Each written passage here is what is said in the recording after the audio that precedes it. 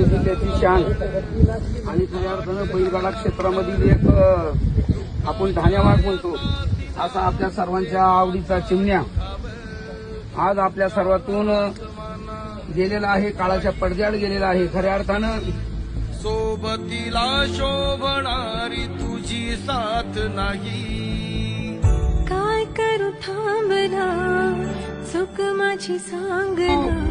आले देवाजीच्या मनात येते कोणाचे झाले ना. काळाची झडप मोठी होती. जवळजवळ 3, 3.5, 4 महिने चिमण्या ह्या आजाराला मध्ये तोंड देत होता. त्याला धनतेरस होती, सर्वांची दिवाळी गोड झाली. परंतु आपल्या सर्व बैलगाडा मालकांची एक मोठी दिवाळी म्हणून जे धन होतं ते काळाच्या पडद्याआड झालेलं आहे.